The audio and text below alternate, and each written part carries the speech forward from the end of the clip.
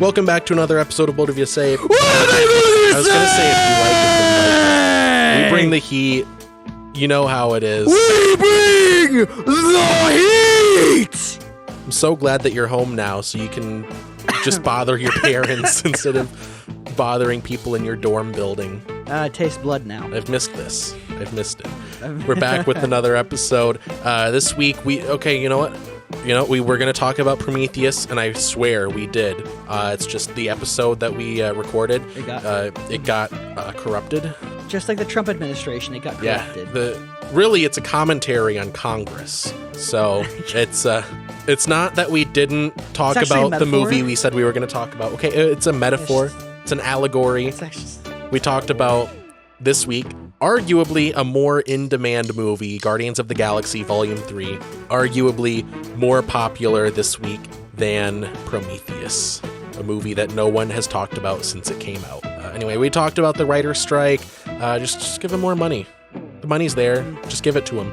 Bad TV reboots. They're going to do Harry Potter and Twilight again and worse. Then we talked about Elon Musk being not smart, if you can believe it. He took away verifications and then gave them back, but worse. There are timestamps in the description. Skip around if you want to skip a certain part, or if you're just going to get to a certain part, use it if you want or don't, whatever. It's up to you. Can't control you. I'm not your dad. Anyway, subscribe so you don't miss the next episode. Turn on notifications. Turn on automatic downloads. Follow me on social media. Don't follow Gavin anywhere. Don't follow me. Stop. It's unwise. Don't do it. You don't want to see the horrors beyond comprehension that he posts on his social media that he totally has. Yes. Yeah. Anyway, let's get into it. Let's just jump into it. Let's just jump into it. And it's Hamilton talking about why people should vote for Jefferson. Mm-hmm. And the line goes, "I have never agreed with Jefferson once. We have fought on like 75 different fronts." And I'm like, you've never agreed with Jefferson on one fucking thing ever. It's always been like, I disagree. Yep. Like it's never been like, hey, do you want? Like he's a contrarian. Yeah, right. It's like, hey, do you want chicken or turkey tonight for dinner?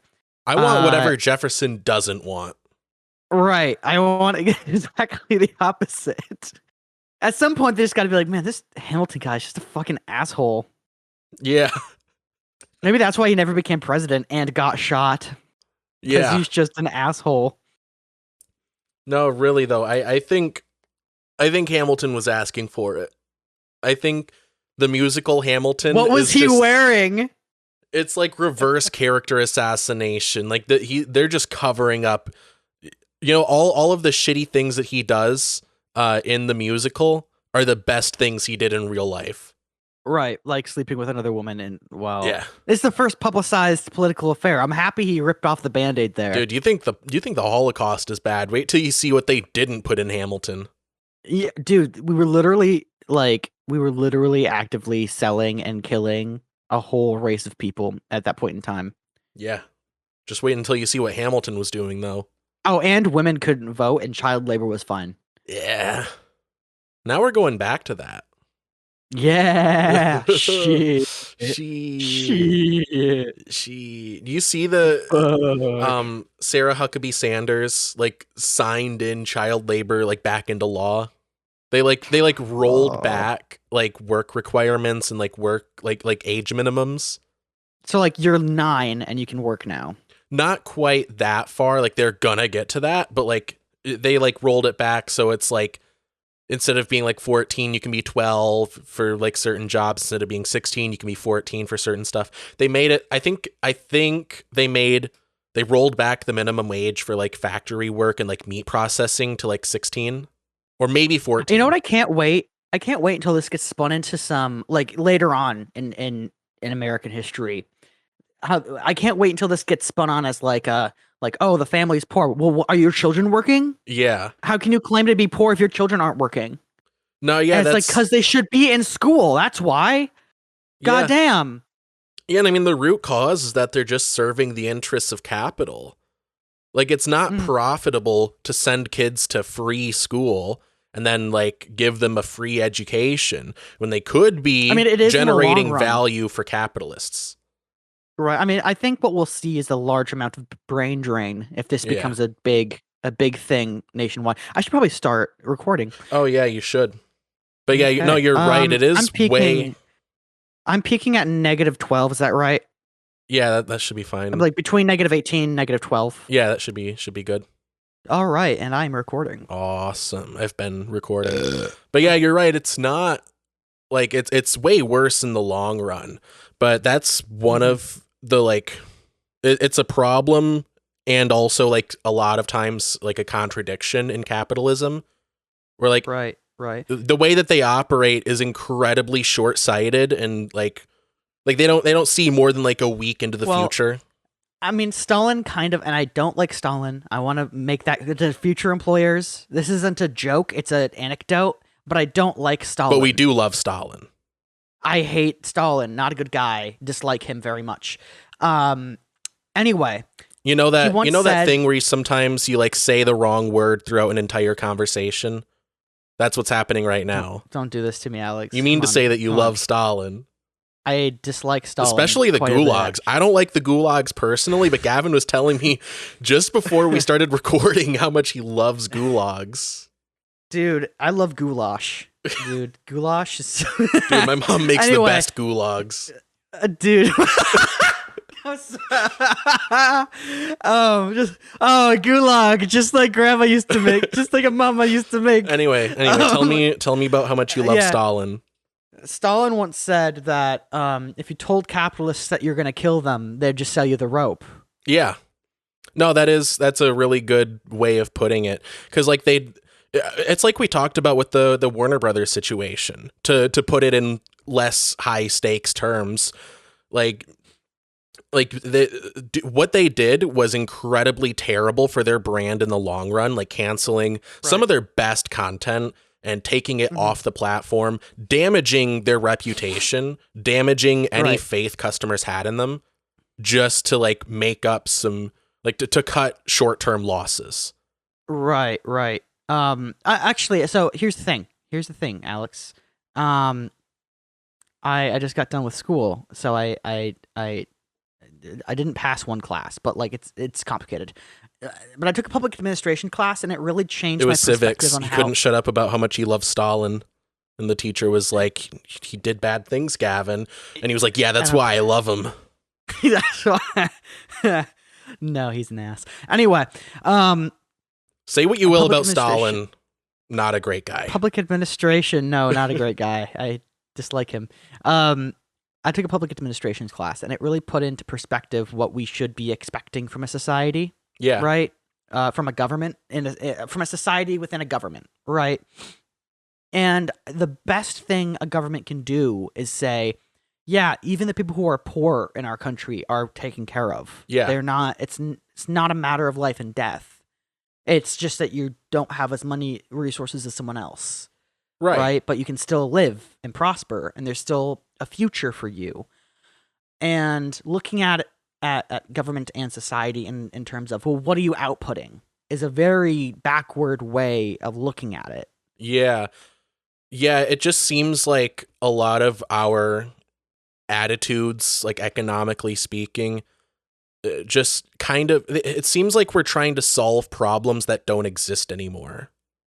Right. Or, well, a lot of it, I think, is like gaslighting, and people, especially people who have the resources and know better, who are making up problems that don't exist. Yeah. And that's what we're seeing with the whole transgender thing in Florida, with Ron DeSantis claiming that they're teaching kids like transgendered stuff in schools. That's what I've been saying, that all of the culture war stuff is just like a proxy issue for the two parties to fight over, because they agree largely on economic issues. Right. But I don't know. It's sad to see, but also it's so important for the people who are being victimized by this, and even the people who are trying to be allies in this, to keep their wits about them. And keep your head on straight, and be decisive and smart with your actions. Yeah. I'll get off my soapbox now. Speaking of that, though, that does tie in actually with the current issue going on that I wanted to just touch on briefly. The writer's strike, I think we talked about this before. But I don't know a guy named Writer Strike. No, that's not the word that I said. No, the Hollywood Writers Union is currently on strike right now because they're renegotiating contracts, and I'll throw my hat in and say, yeah, good on them. I support them. Not really breaking any new ground here, but yeah, good on them. I hope they get what they want. They've been shafted, largely, bigly, and I think they deserve more. I'm gonna say what probably a right-wing political pundit would say, which is that look at these liberals complaining about their gilded cages. They're too woke. They're too woke for wanting to survive. They haven't worked a day in their life, Alex. Yeah, they haven't worked a day in their life. That's the word that they use, despite the fact that they're doing a job. What is your definition of work? They're useless, but also they need to get back to work. But also, I will actually, I shouldn't say bad words, or I shouldn't make mention to bad things on the podcast that shouldn't be joked about. But I will punch a baby if the next season of my favorite show doesn't come out. But they also haven't. But also that season is too woke. Oh right, yeah. But yeah, I think I've seen a few people say this argument, and I want to address it because it's really dumb. But I've seen some people say like, well, these writers, some of them make a lot of money, so like they're just whining about nothing. And like, first of all, there are some writers that make like 6 figures, right? And they make even more. Right. Some of them make a very, very comfortable living off of their work, and I think people in that position, by and large, deserve it because they are generating that value. If someone writes like The Last of Us, and it's a wildly popular show, and it generates, millions or billions of dollars in revenue, I think that they deserve an amount proportional to the work that they put in to create it. I think that's right. I think it's just as simple as that. But that's more of like a moral argument against that line of thought. But also factually, keep in mind, this is just something I heard. I have not taken the time to fact check it, but Google this if you want to debunk it. Maybe I'm way off, but I heard that like 49% of writers make minimum wage. Oof. And they just cannot afford to live. So, especially in California. Yeah, I think any worker deserves to make enough money to live off of comfortably. I think you shouldn't be struggling if you are contributing to society. I think it's this simple as kind that. of goes back to the whole thing about like having a warped view of society of like, yeah, even people who aren't making a lot of money should still be able to live comfortably in the United States. Yeah, there needs to be a comfortable floor. We can furnish those means, and literally no one is hurt by it. Yeah. Beyond the people who like technically are getting hurt by the fact that they're not making as many oodles of piles of cash. Yeah, I think in the richest country in the world, first of all, poverty is a policy choice, but also you should not have a single person living in poverty that does not want to live in poverty. And I don't think there are very many people that want to live in poverty.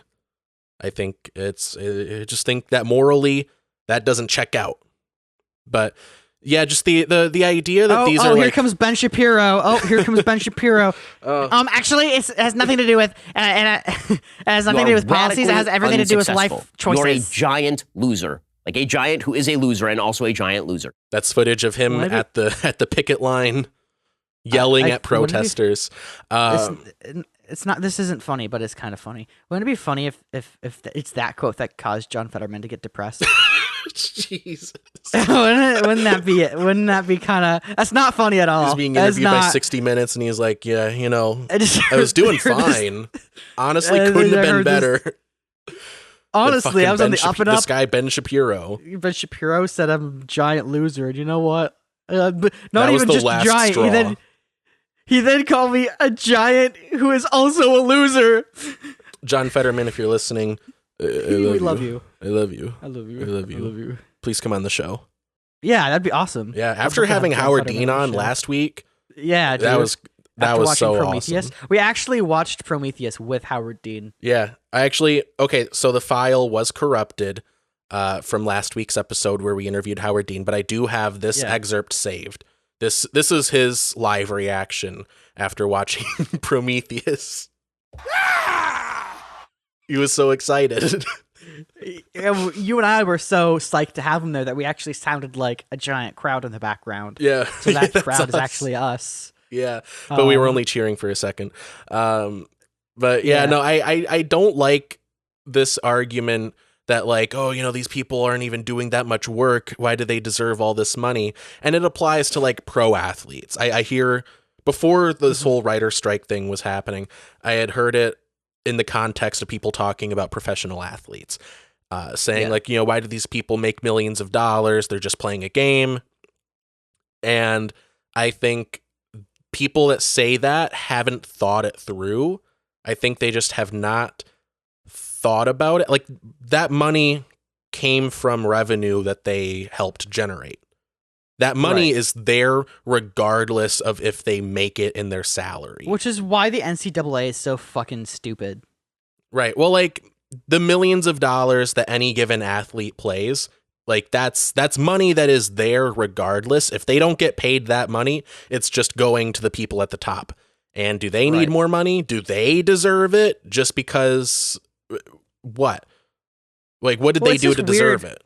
Like the people that make the money should get their fair share of it, I think. Well, and it's weird too how we quantify like who deserves what, because it's not necessarily that we're saying an individual deserves this much money. We're saying a person or an individual in a first world country such as our country deserves to live comfortably with clothes on their back, a place to sleep, food to eat, clean water to drink, electricity, the whole shebang. They deserve to do that, and that whatever that quantity of money it costs to do that, that's what I'm saying they deserve. Yeah, I think at bare minimum. Yeah, no, I agree wholeheartedly with that, and that's all that I really wanted to say in regards to the writer strike. They made that value. I think they are entitled to their portion of it. I think it's as simple as that, and I think anyone that disagrees, they just either haven't thought it through, or they just are not on the side of working people. Or they listen to Ben Shapiro. Yeah, that too. Anyway, this is kind of old news, and I haven't really seen people talk about it. I just realized we talk mad shit on Ben Shapiro, and he could easily just sick his audience on us. Oh yeah, any one of the people that we make fun of, right? They could destroy us. But I mean, they can only do what we allow them to do, right? I mean, all they can really do is just like bully us, bully me. Oh yeah, I don't have a Twitter. I keep on forgetting I don't have a Twitter. I don't have Twitter, Facebook, and I'm not on Instagram. At worst, they could just... You would have to, like, email me. You would have to find my email, and then email me. Get past the spam filter.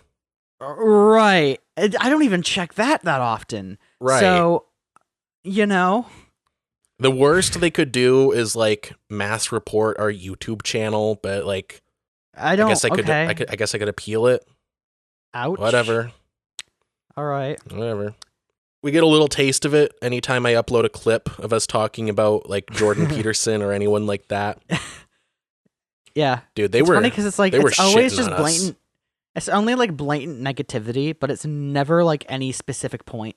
Yeah, it's always like, you guys are dumb. You guys are lol. You guys are so stupid, and they never like provide a counter. What do you mean? What point? What exactly? Specifically do you disagree with? And then like the absolute best, most thought out counter argument they can think to make is boys are boys and girls are girls, actually. Did you ever think of that? Cool. I'm sure this is the first time you've ever heard that. How about like, you wow, just let that's them live their life? It's remarkable. Wow, because it doesn't affect you. You're a gentleman and a scholar. Truly, truly this generation's Aristotle. Yep. Truly. I have to agree. Have they written a book? They should write a book. They really, absolutely. No one has ever thought of boys are boys and girls are girls. They should just like join into a collective fucking consciousness and make their own books. So true. Anyway, this is some older news. I haven't really seen people talk about it in a few weeks, but I figure we can squeeze out a few minutes of content about this. So have you heard that they are doing like a revival reboot of Harry Potter and Twilight? Oh, not Twilight. Harry Potter, I'm like, okay, cool. Twilight, I'm like, fuck. God fucking damn it, dude. Yeah. I think they're both bad for different reasons. The Harry Potter thing, I believe they said that it's going to be like a 10-year thing. So it's going to be, instead of a series of movies, it's going to be like seasons of television, and it's going to go on for 10 years. And I think if I had heard of this like a couple years ago, I would have been on board. But I just think like there are a couple of different reasons why I'm not really that into it. One, these are children that we're talking about that are going to be cast in these roles. And I don't think generally, I don't think child actors are ethical, but especially when you're committing them to 10 years of a certain project. Like you're, and with a property this big, you're exposing them to a lot of people, and a lot of people are gonna be fucking crazy and rabid. And they're going to like try to hurt these kids. They're going to just generally make them feel uncomfortable. They're probably, especially the girls, are going to be over sexualized because that's just what happens. Ask Millie Bobby Brown. That's just what happens when you're a young girl in a major Hollywood production. Right.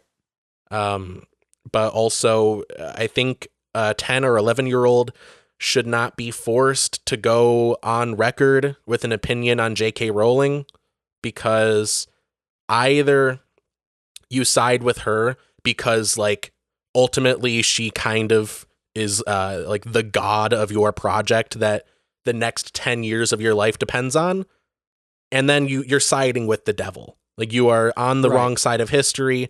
You are on the side of oppression and potentially genocide. As we talked about 2 episodes ago, because the last one got corrupted.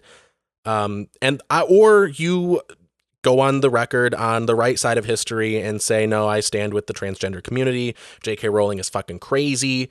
I don't agree with anything she says. And then you get fired. Right. Well, also, if you're a kid and they give you a contract to be in a movie or a show for 10 years, you can't get that to stick. They're kids. Oh, yeah. They're under 18. You can't. They can just be like, I'm done.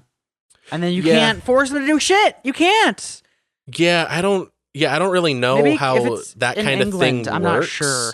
I don't really know how that kind of thing works. I know kids I believe, I could be wrong, but I believe they do get signed on to similar types of projects, like multi-picture deals. I mean, they have to be able to sign on even for a single movie, let alone like a trilogy or a series or anything like that. I don't really know how it works.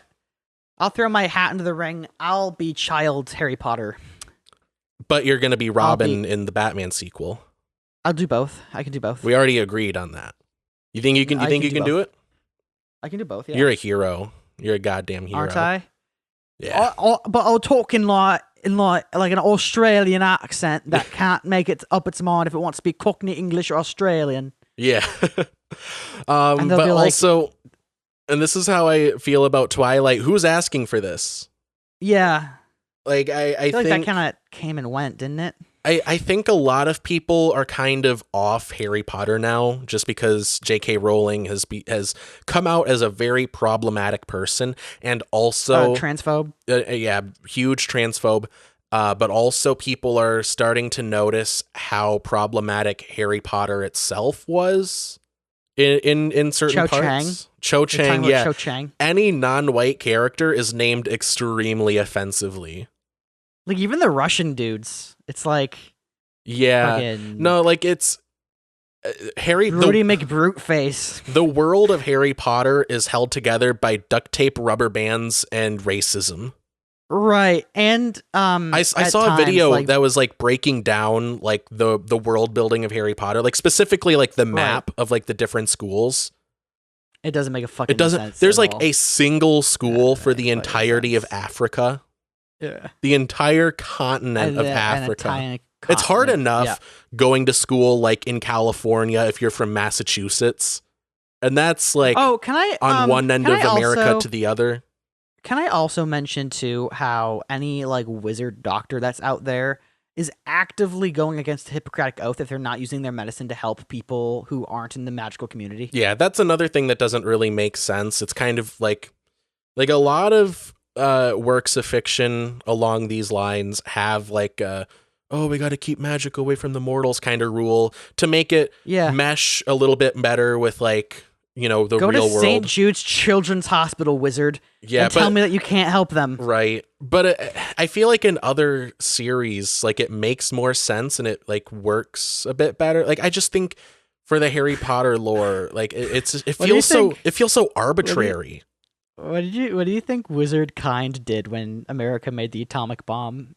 What do you think they did? I don't know. Like that we have our children practice magic with a higher amount of damage than that. We have time turners. We can go back in time. Look what they need to mimic a fraction of our power.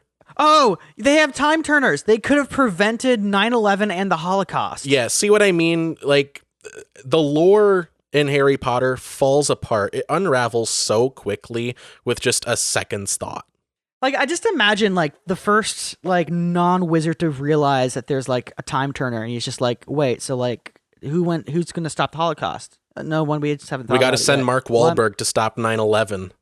He said he'd do it. Right. Yeah. Is that what he said? Did he say, we've gone over this. We've gone over this. He said... Wait, was he like, he didn't... if I were on that plane? Ooh, I tell you what. Hold on. This is the second time. This is the second time we've done this on this show. So this is an excerpt from NPR. Mark Wahlberg, blah, blah, blah. Okay. All right, appears. This is the quote. If I was on that plane with my kids, there would have been a lot of blood in that first class cabin. And then me saying, okay, we're going to land this somewhere safely. Don't worry. He's since apologized. I think he should have doubled down, made it even funnier. I feel like it should have been The Rock who said that. I feel like it'd be funnier if it was The Rock. Tell you what, man, you're on a plane with your children. I don't know how The Rock talks, so I wouldn't put it past The Rock to say that he did stop 9/11. Yeah, he's like, The Rock actually, I did go back in time to stop 9/11, but it's actually endgame time travel rules, so it can't affect the present. But trust me, there's a timeline out there where I stopped 9/11. Yeah, there's a timeline out there where infant me stopped 9/11. Yeah. Anyway, Harry Potter, the lore doesn't make sense when you think about it, but more relevantly, it gets very problematic when you get into like the species relations, like the entirety of house elves. Oh yeah, fucking what are they? I want to say gremlins, but that's what they are. They're like they're like little gremlins. Goblins. No, the goblins are the ones that look like Jews. Yeah, but like also, dude, the goblins. I cannot stress enough, look like Nazi propaganda. Right. But here's the other thing. You know the reason that goblins in Harry Potter lore don't have wands? Because they're a lesser species. Because they like tried to do an uprising and the wizards were like lesser species. They were like, no, you're a lesser species and also you're getting uppity trying to like fight for your rights. So you are now a second class citizen. Here's the thing. Turns out goblins are more magically inclined and magically powerful than humans are. Yep. So if they got a wand, they would easily overpower like everyone, Yep. like fucking everyone, like just easily. So the wizards were like, "Fuck you! We want your money, not your power." Yeah. Yeah, and it's not like as if it wasn't bad enough. It's also like presented as like a good thing that their uprisings have been put down. Right. It's so weird. But I think it makes me feel icky. Yeah, I think it's Order of the Phoenix, but there's one of the books. You know, did you read the books or did you just watch the movies? I would just watch the movies like a good dyslexic boy. Okay, so I know this firsthand because I read all of them in the 5th grade. So I believe it's Order of the Phoenix. Hermione tries to put together an organization to like free the house elves and like give them equal rights. And everyone bullies her for it. And she's presented as like the crazy one. She's like a crazy lefty, you know, pie in the sky ideas, like that kind of thing. And it's like, it's just presented like she's a crazy like lib. And everyone is like, what the fuck are you? No, they like working. They like being oppressed. And that's how it's presented in the narrative. Like she is in the wrong, like from like the story's perspective. Why do they cry? Because she tried to free slaves. Yeah, why? It's like they actually look working. It's like, okay, why do they cry in abject, joyous celebration when you free them? Well, no, that's the thing, though. That's what makes it even worse. Like narratively, like in the narrative, they do. They like, yeah, as a like it's hardwired into their biology that they like to work, except for Dobby. Dobby is like the black sheep because he like wants freedom, like a weirdo, and like that's what makes it more insidious. That's what makes it more insidious because it's sounds like a guy I know named George Washington, another freedom wanting rebel. Yeah. But no, like it reads like race science. Like it reads like phrenology. Like actually the lesser races are hardwired to work for the white man. Well, I think that might also be dramatic irony as well. Like we as the reader are supposed to know that that's bad. No, not how it's supposed to work. No, you're giving J.K. Rowling way too much credit. Well, because in I think it was the Deathly Hallows when they're evacuating Hogwarts, like Harry comes in, and yeah, Harry's just cool with this. By the way, he also becomes like, a cop. Okay, whatever. Yeah, whatever. Anyway, so they're all in like some kitchen, and he's like, okay, we got all the students out now. What? And Ron is like, well, we need to get the elves out. And Harry is like, why? And he's like, we can't just leave them down there. And then Hermione gets all the hots because Ron said that, and they fuck on the table. Yeah, it's really graphic, actually. Yeah. I don't know why I had watched it on Pornhub though. It's weird. No, trust me though. I know firsthand. You are not supposed to like want the house elves freed. Like it's just kind of like that's how it is. So that's how it has to be, kind of thing. Mm. Yeah, it's an ugly series. I mean, maybe it was written to be like, oh, look at these kooky wizard kind things. But like also wizard kind doesn't exist and everyone's just cool with subjugating an entire species. Well, like I think very conscious and able-minded individuals. I think there could be an argument like, oh, you know, you're supposed to want the house elves freed. You're not supposed to agree with the oppression. But I think that argument falls apart when you consider that actually in the text, they actually are hardwired to want to work. Like that's just in their biology as a species. I think that was a lie, wasn't it? No, that's just not that you're lying, but that in the book it was phrased like that so that people would be okay with subjugating goblins or subjugating house elves. But then like they realized it's just a lie because like clearly Dobby doesn't feel that way. I don't think that's the case. Like I think Dobby is like the exception to the rule because every time like a different house elf is like faced with the possibility of freedom, they're completely against it. They're like, no, I don't want to be free. I wouldn't know what to do with myself if I, you know, wasn't serving a master. It's that kind of thing. I mean, well, also like American slaves did that as well. That was a thing that like slaves did because they were told by their masters that you can't function outside of the farm or outside of whatever you're doing for me. Yeah, so when they were presented with freedom, a lot of them were just like, nope. A lot of them were like, yep, give me that. But like a lot of them were just like, nope. I mean, that's just kind of chalked up to like a human psychology thing. But I also think that, like, I don't know. I'm not a sociologist. I'm just going off the top of my head with what I know. But I feel like that idea could have been perpetuated by historical revisionists to like promote the idea that like, oh, they wouldn't know what to do with their freedom.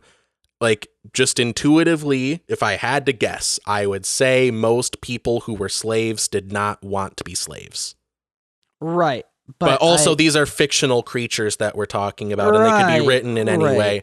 But anyway, we're getting too sidetracked, and I do want to head outside and enjoy this very nice weather. That is true. I would like to mention I don't like slavery. I think slavery is bad. It's very bad. I don't think that racism is good. Say what you will, it's not good. Yeah. Yeah. I dislike slavery and racism. But anyway, they are also doing a Twilight reboot, and I've heard even less information about this one, just that they're planning on doing it. I think it's in very early stages along with the Harry Potter reboot, but I feel very similarly in that, like, who wants this? Well, also, I was going to say, with the Harry Potter thing, I was also going to say, anyone, like, I feel like a lot of people are kind of off the Harry Potter brand because of J.K. Rowling and because of the problematic elements of it. So, like, they're not going to be interested in it anyway, and anyone that's left is just going to be mad at the reboot for not being the original. Right. And I feel like it's going to be the same with the Twilight reboot. I think Twilight captured a very specific vibe when it came out, and I don't think we could recapture it because, well, like, they would either try to, like, you know, redo the memes, but with no earnestness, and it just will like come off as like cynical, or they'll like fellow kids try to do it, but like for real. And I don't think there's enough there that you could do it like for real and have it turn out to be a good product. Just throw the Avengers in there; it'll be fine. Could we please get Twilight, but it's set in the MCU? It's the same. It's the same movie. Just every so often, they're like, oh. Iron Man is flying by. Can't see him. He's gone now, but that was Iron Man flying by. Shows up.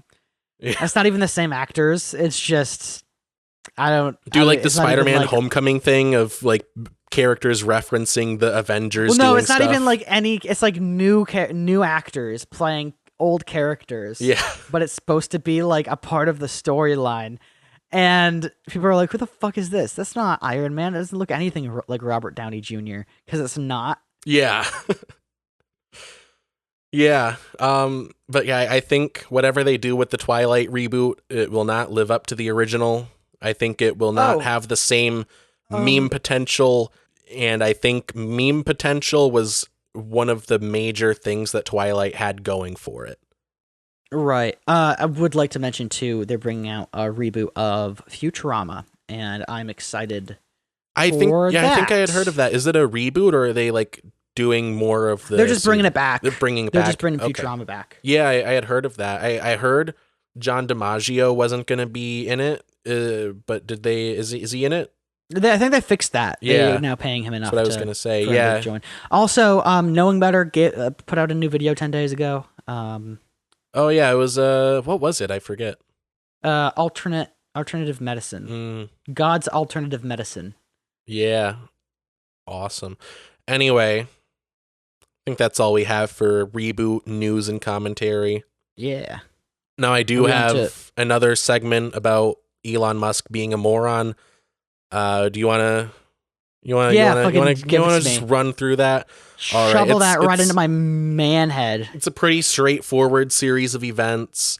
I think this all took place over the course of like a week or two.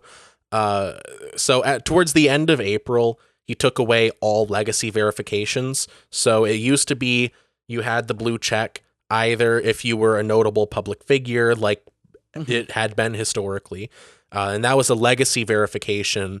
Or you could get the check mark through subscribing to Twitter Blue, and it would say, like, when you click on the check mark, this user is subscribed to Twitter Blue.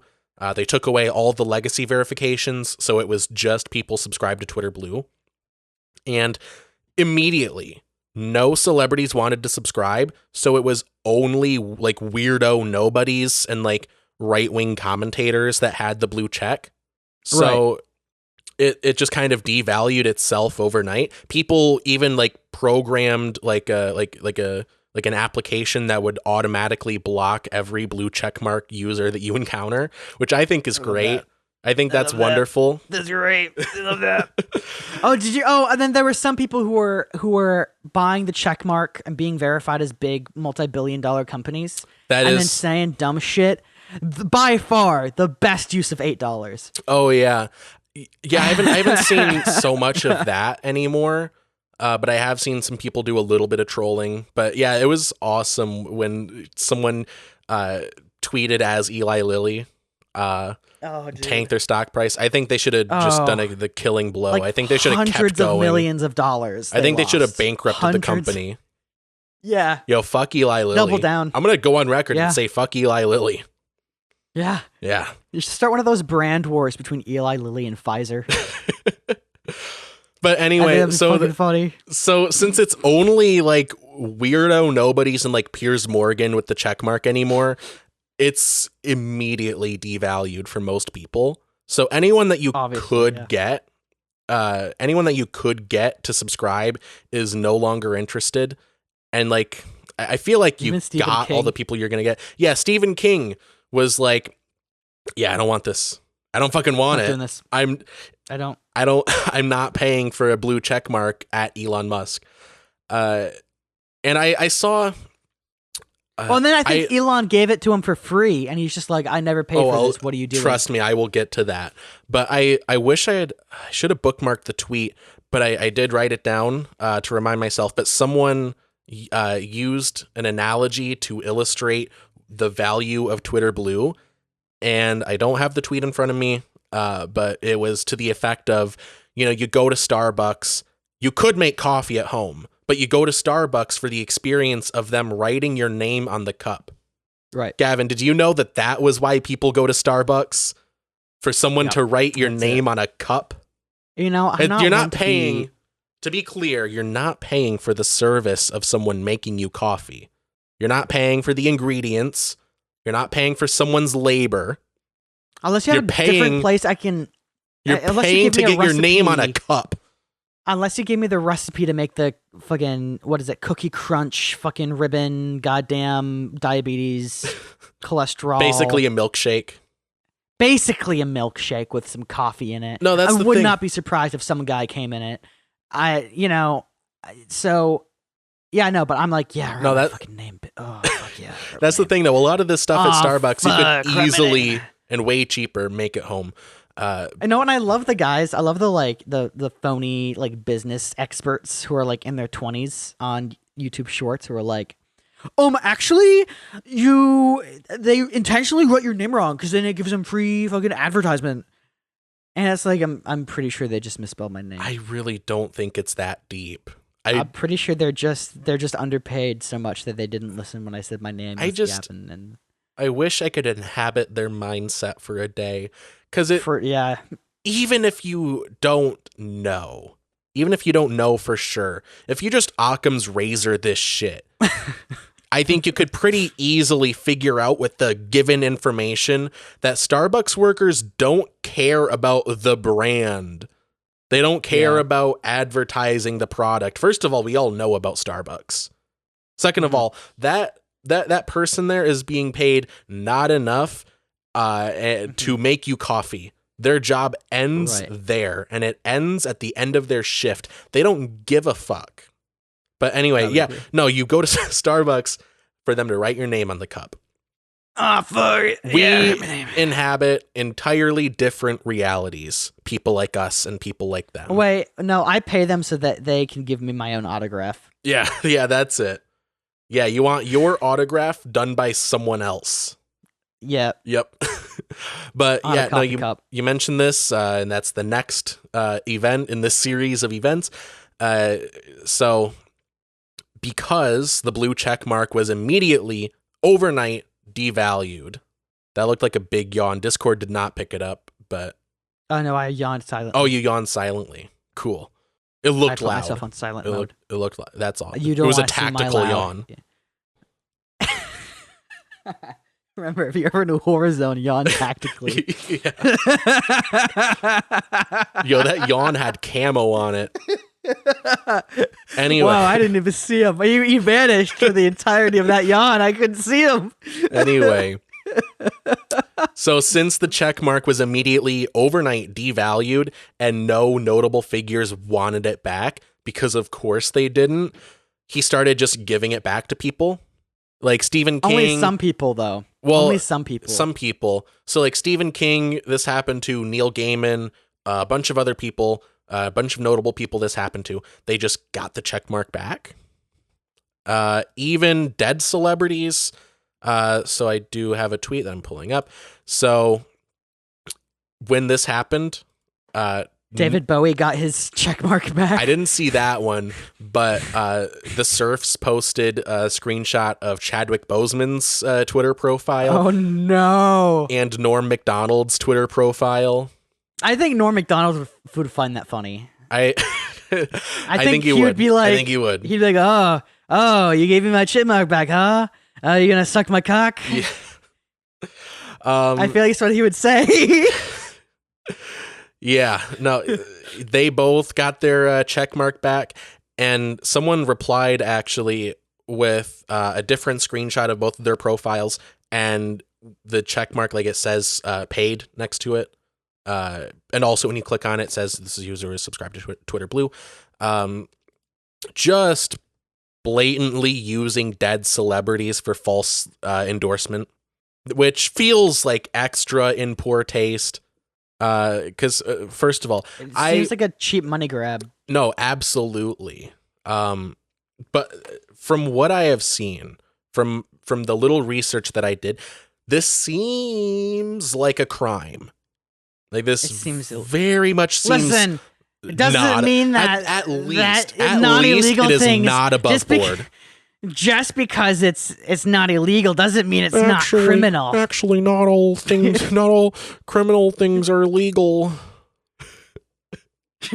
That's the quote. Not all legal things are criminal. How did you do that voice? I don't even know. Not all legal things are criminal. Wait, I just imagined him. I call that Kermit the Frog talking to his crush. I just imagined like him ejaculating, like, I'm coming. Grandma. Oh my god. But anyway, from what I have seen regarding I'm gonna fucking pre. Oh shit. Rub me with your large artist's paintbrush. I want to fuck a chick with a dick. Anyway, from what I've seen regarding our laws around false endorsement, it seems like this is illegal what he is doing, because he's giving check marks back to what has been settled upon is every account with over 1 million subscribers or 1 million followers has the check mark, and it says they are subscribed to Twitter Blue. There is nothing setting them apart from people that are paying for the service. So they're getting it for free, and it's not being disclosed that they did not pay for it, which is just against the law. That's not allowed on the internet or really anywhere in media. You're not allowed Alex, to advertise a product. You're forgetting a very important point here, which is that Elon Musk is rich. Oh yeah, I forgot to consider that. But no, I don't think it's more illegal, but it feels way less ethical to use dead celebrities in your illegal false endorsement campaign. Right. But yeah, no, we're back to 1 million people with 1 million followers or more get the verification without paying for it. So now we are back to the lords and peasants system that Elon Musk complained about. Except instead of what it was before, which is if you're a notable figure, you're verified, and if you're not, you're not verified. Instead of that, it's everyone with 1 million followers gets a thing for free, and you got to pay up for it. Right. Which is just worse. It's just I think it's worse. I think that's the definition of a lords and peasants situation. Absolutely. Actually, I think it's more of a lords and peasants thing. Because you're involving money where money was not involved before. Right.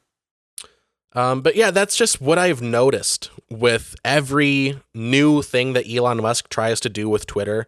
And I know we do a lot of segments about how stupid Elon Musk is, but I think it's important to mention richest guy in the world, also among the dumbest. Right. I think it really illustrates our system. Remember that one time he came to a Dave Chappelle show and he went on stage and Dave Chappelle was like, here's a microphone. And he just started yelling, I'm rich, bitch. Yeah, because people were booing him. Right. And then like the next day he was like, made it awful. He was like, actually, people were booing because there was a fight that broke out in the audience and that's why they were booing. They were booing the fight that was going on. And actually they love me. They were actually most of the people there were actually applauding me and they love me and they think I'm pretty. Dave Chappelle was like, yeah, just hang out. Just stop talking. I don't know what either of them expected to happen. I don't know. Was Elon Musk gonna do his tight five? Like what? His tight. What did they see happening? Elon Musk has made one funny joke that I like, and it was probably stolen. Well, maybe. Probably. Chances are, he said, yeah, it was stolen. He was talking about the economics of getting anything to Mars, and he's just like, even if you had a bunch of cocaine that you wanted to send to Mars, but you're selling it on Mars, and cocaine goes for like so many hundreds of $1,000s per like whatever, and he's just like, even then, it's not economical to send kilos of cocaine to Mars. And I was like, ha! He's right. I don't know for sure, but I can guarantee, like one of his engineers said that. I do not think Elon Musk has had an original thought in his life. Yeah. But yeah, anyway, no, that's the pattern that I've noticed. Elon Musk tries to do something new with Twitter. He ends up committing crimes in the process. Like he's broken a lot of labor laws with the layoffs that he's done with Twitter. Just everything he's done. A crime has been involved accidentally at some point in the process. And then the end result is we are back to what it was before, but worse. That's the pattern. Do you remember when Elon Musk invented tunnels? Oh, yeah. Yeah, as a way to like defund public transit, and then he just never did the project. Oh, for just long enough so that it would make public transit not profitable or something. I don't know. Yeah, he like, wasn't it like in San Francisco? It doesn't matter. Whatever the city was. Hyperloop. Yeah, he promised.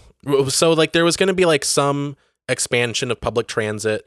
And then he was like, actually, we don't need that because I'm going to do Hyperloop and it's going to be awesome and it's going to be like even better than public transportation. So they axed the public transit project in favor of his project with the Hyperloop. And then he did like just enough of the project to like get some press and then fucking nothing. Elon Musk is my dad's age. Yeah. Dude. I just want to throw that out there. This is absolutely an unrelated tangent, and I'm only going into this because I did close out my thoughts on the Twitter thing. But actually, I have two recent events regarding Elon Musk's father. So one of them, Elon Musk was like, I don't even know why people are saying that I like got rich from an emerald mine that my parents own. Like, can someone like, I'll give $1 million, I'll give like a whatever amount in Dogecoin to someone if they can prove that my father owned an emerald mine in South Africa. And then here you go. Here's the paperwork. Guess who responded with receipts? His dad. Yeah. I fucking love that. He's like, actually, yeah, no, we've been pretty open about this. Yeah. We got Elon, very wealthy from my shares in this horrible factory of pain. Lying? Why you always lying? Oh my God. Now Stop this next one, lying. just for the sake of ethics, I'm gonna Google it real quick because like I know it happened, but I just wanna make sure. Okay, hold on. Yep, Elon Musk, dad, stepdaughter. I want you to guess what this story is based on that Google search. Wait, Elon Musk, dad, stepdaughter. Is that what you typed in? Yep. Well, that's like what Google like auto-filled, but like this, it's the story that I'm looking for. Who was that one director who ended up marrying his Woody stepdaughter? Allen. Yeah, he's doing a Woody Allen. So is he doing a Woody Allen? Just so you know, this isn't just me saying it. This is from the New York Post. Take that with whatever grain of salt you want, but it's just what's happened.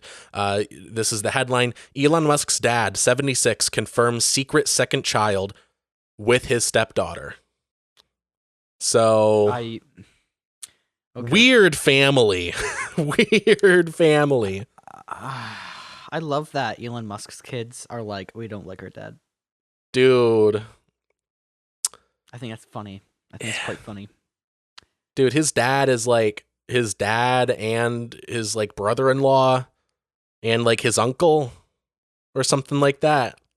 Dude, they all did that? They got that I am my own grandpa ass family tree. I mean, they are white people in South Africa, so they did come from the same inbred pool of English people. And they're also automatically evil for that fact. Yes. I can't help it. That's just facts. Every white person that colonized South Africa and got rich there is evil. Especially during an apartheid government. Yep. Yeah. Anyway, we watched a movie this week. We did. We watched Guardians of the Galaxy, Volume 3. We watched. The I don't IMAX think I watched the movie. 2D experience. I fell asleep in the movie theater. No, you didn't. Why are you lying about that? I fell asleep. What bit is this? I fell asleep when we got there. I gave you the popcorn, and I sat down, and I just out like a light. I cried in my sleep. That's why I was gonna say, that's got to be it. That's sleep crying. Actually, when I have wet dreams, I cry. So of course. That's why they're called wet dreams, because I came and I cried. Yeah, that's it. That's it. Anyway, yeah, that's it. So we watched this one in IMAX, and I think just at the top, I will say it is absolutely worth watching in IMAX. Oh, just be prepared with PETA. Yeah, dude, if you... Oh, fuck. Look, to my animal cruelty fans in the audience, you're going to love this one. If not, maybe just wait until it comes out on digital and just skip the... Oh, dude, it was haunting, that one scene where, like, his friends are just killed. Dude, right? Yeah. Well, the otter was killed, right? Yeah, Lila. And he's just by the way, spoilers. And he's just standing there screaming. Yeah. Dude, that was so visceral. Oh God, it didn't just rip my like heart out, it just like made my brain turn into scrambled eggs. Yeah. Well, like you know that feeling where it's like so emotionally charged but also such a reasonable response to stimuli that your brain is just like not okay with it, but also knowing it's completely natural to react that way. Yeah. No, yeah, like I think this movie really like takes off the guardrails that have been on other MCU movies, especially lately, where like there's violence, but it's more like just bloodless, like hitting you hit a monster with some magic. You know, like that's the extent of the violence for the most part. But like in this one, you see a guy get his face mauled off, and like you don't see the face. Like I had heard that scene, like I guess I saw someone talking about it, and I thought it would be a little like I thought they would show the face because of how people were talking about it. But they did show his face later. But yeah, like a guy gets his face mauled off by a raccoon. No, good, absolutely deserved. Anyone who I was like, yeah, kill the fucker, fucking kill him. Yeah, I would respect the fuck out of this raccoon if he just fucking offed him. Oh yeah, yeah. Like the violence, I think it's tasteful still. Like it's an MCU movie, but it's definitely a step above what we've gotten recently. Feels more real, feels more high stakes. Like people die, and people have died in these movies, but like, you know, you get the sense watching this that like any one of the main characters could just not make it to the end of the movie. And I think to be first of all, they all make it. All the main characters make it. But like I think that it all comes together to like it gave me the feeling like I'm relieved that they made it to the end. Like I think with lesser movies, when you have that similar situation, it's like, oh, these cowards, they didn't kill anyone off. But like I'm just glad that everyone made it. But I feel like the stakes were there. Like I have problems dealing with like even in movies, like people who are just like abjectly cruel to anything for no reason. Yeah. Right? Like that irks me, but for it to happen to like animals and add on top of baby these are like animals. fully baby animals who've been augmented in a way that they're fully aware of what's happening. Yeah, these are sentient creatures. It's like one thing because like you can mercy kill an animal and be like, they didn't understand, but I do. Yeah. Right? But like it's like with that extra layer of like, oh, and they're also fully cognizant of what is happening. Yeah, they have goals and they think about the future. Yeah. So when they were like killed, were they shot or like was it they had like a kill switch in them? They were shot. Rocket breaks out of like his cage. He makes the key card, which I thought the foreshadowing on that was cool because like you see it at the beginning and you don't really know what it is. But then it's like, oh, fuck, that's something that had a lot of value to him. I digress. He breaks out and he like has that shootout with like the guards. And you think like, oh man, he made it out unscathed. Then he looks behind him. All of his friends are dead. Yeah. Devastating. Yep. Absolutely devastating. Fucking hell. But yeah, the villain, this is probably one of the best MCU villains, just because what they do with him, they do it so well. We're like a lot of them, like, you know, like a Thanos, like you kind of get his motivations and you can sympathize, you know, with some of the villains. And like, that's a good quality to have, but it's also good when you can just do like a purely evil fucking dude, just a guy that wants to do evil Nazi experiments. Right. And who has no capacity for compassion or mercy or anything. Yeah, and you build him up throughout the whole movie as this like evil dude, this ruthless guy. And then it's so cathartic at the end when they're all beating up on him. It's like that, but like also you only hear about the awful things that he has done. And then you see it. Yeah. And you're like, I personally want to punch the actor. I don't. I'm sure the actor is a very nice gentleman. No, it's one of those things though, where like you feel so strongly about the character because of the writing and the performance that you're like, oh man, if I ever see that actor in real life, it's on site. Shit. And like, give me my PETA membership card. I'm going in. Still, that lizard brain part of you is like, I'm gonna throw some red paint on him, and then I'm gonna finish the job, quite frankly. I hate to I'm gonna do what Rocket couldn't do. I hate to pull a Mark Wahlberg here, but I mean, if I were there, man, it was me.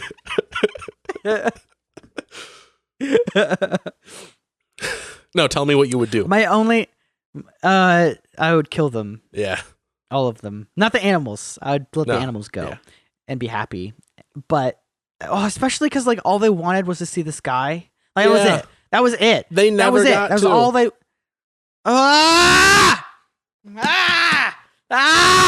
That's what I think about that. My only complaint about the movie is that they never played Something in the Way by Nirvana. Yeah. This should have just been the Batman. Yeah. Why wasn't this the Batman? I am justice. But anyway, I think if I were with the plane on 9/11, there would be a lot more. I think all of the characters were very well done. I think every member of the team gets enough time to shine. I don't think any of them are sidelined really. And I think they all they get to shine. They get to demonstrate like, you know, their role, I guess. But like, you see Drax like be a father. You get a strong sense of these characters individually. They don't just feel like, and this is especially important with the recent MCU stuff. Every character starts to feel the same. Like these characters feel very distinct in a way that I like. And they have like real fucking problems. They're dealing with real shit. I do have a real complaint though. Yeah. So they just get done with all of this, and then they're all in a room like, okay, cool. What do we do now? And then like everyone's like, yeah, I'm done with this whole Guardians thing. And Rocket's like, wait, so that's it? We're just done now? You put me in charge of the Guardians of the Galaxy, and now you're all just gonna take a hike. Yeah, well, I mean, that's kind of the nature of the team. Like, it kind of has a rotating roster, like in the comics. That's kind of how it is. And it just makes sense. Like, there's... They really go for, like, this sense of finality with this installment. And, like, yeah, I think that serves... I think it serves the series well to end it on this note. Like, you still got the new team.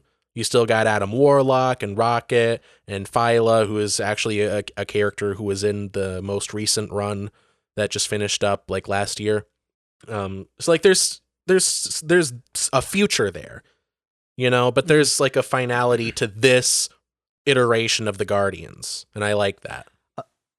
So when Rocket was mauling that one guy's face off, I was cheering in the same sense that I cheer for Bulls when they finally when they're in that in Spain, in the arena, and they finally get the motherfucker, and the dude loses like a testicle. Oh, I'm a fan of that.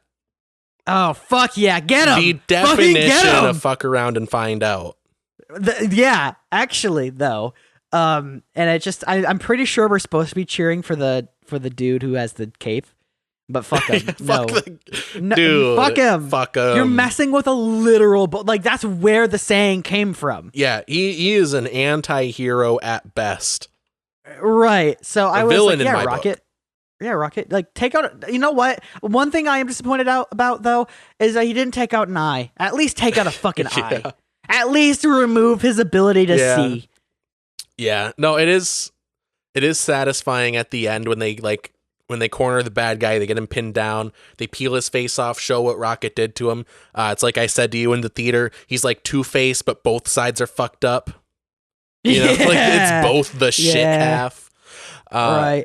And then I like to think it was. And then they just take turns beating him down, and I love that. I love that. Oh, I think it's funny though. Like there are these little rectangles holding his face on. I guess were those just like magnets? Was he just holding his face on with magnets? Fucking clips or something.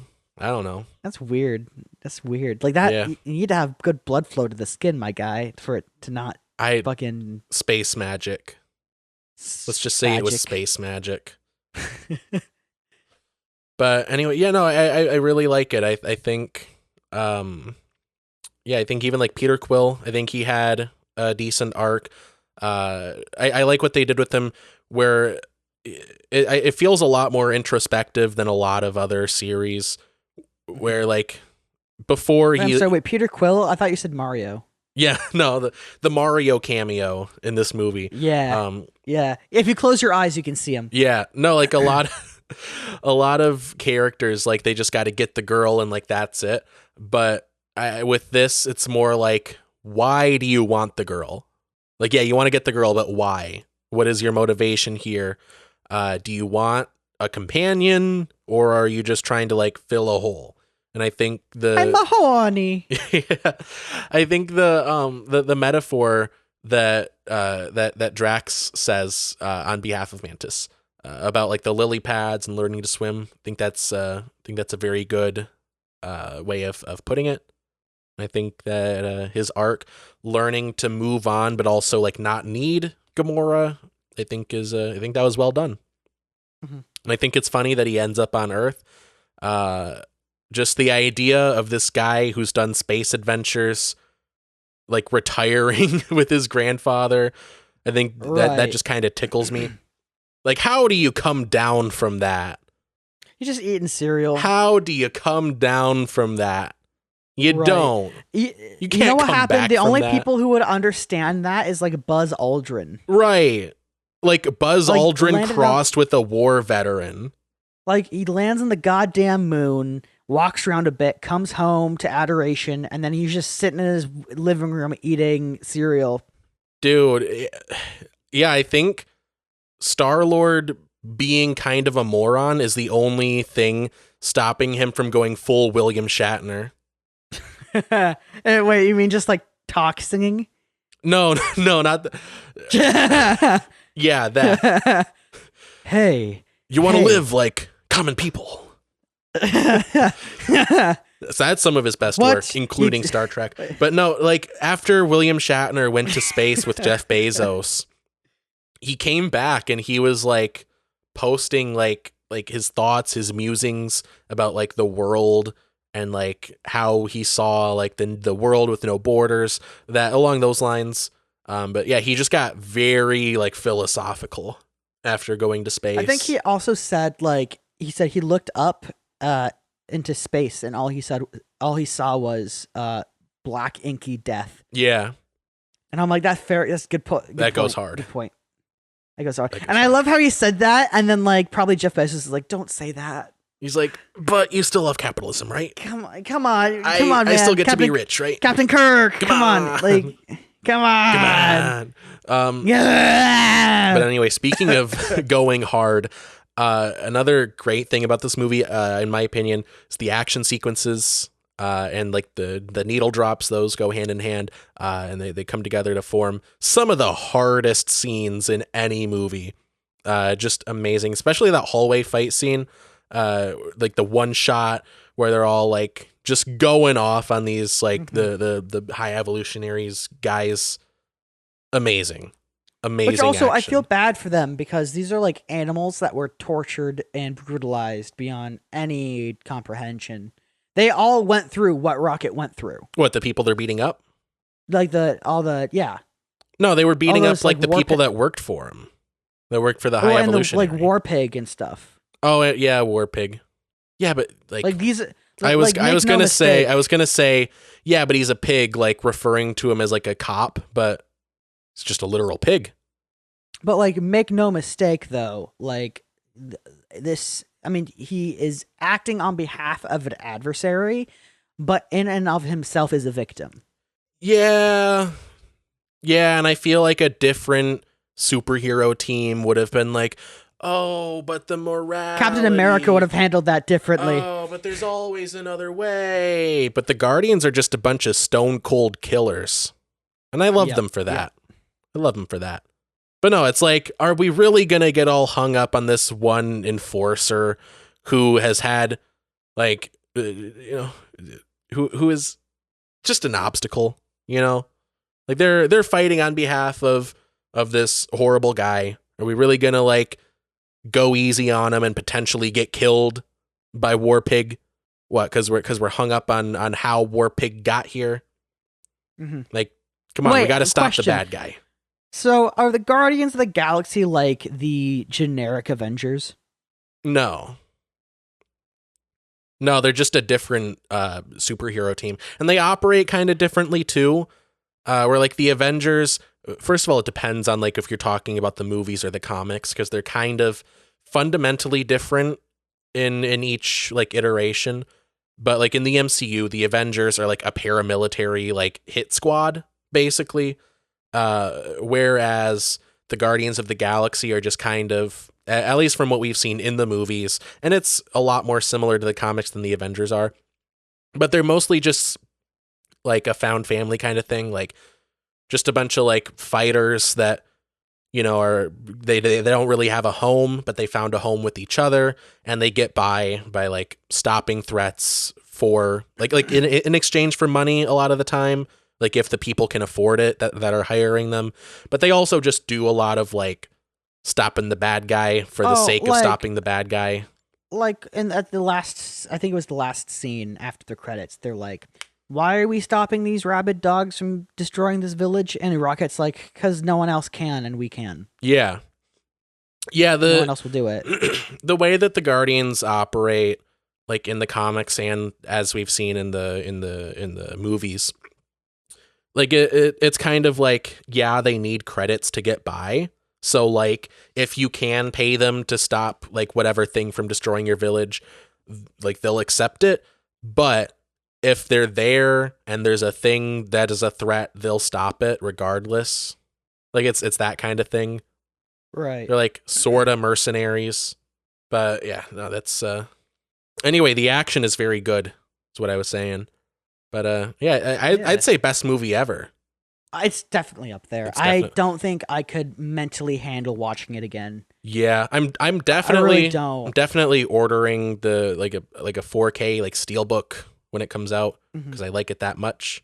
It's just heartbreaking. It is it's all very around just really heartbreaking. Yeah, what did you think of the soundtrack?